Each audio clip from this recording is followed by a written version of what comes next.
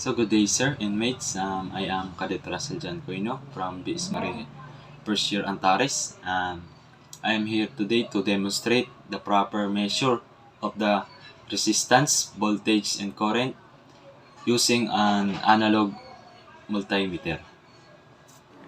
So in measuring a resistance, so first thing you need to do when you measuring a resistance, make sure that you calibrate your multimeter to a zero position.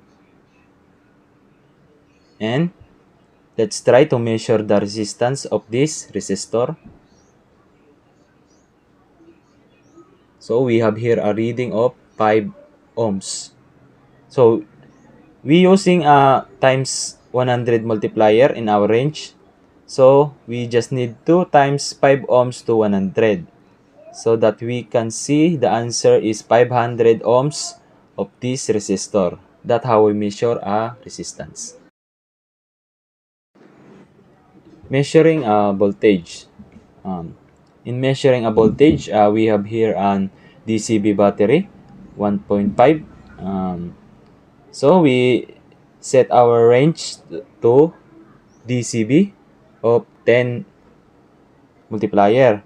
Then we just need to put our probe to negative and positive. Then we see here a result of 100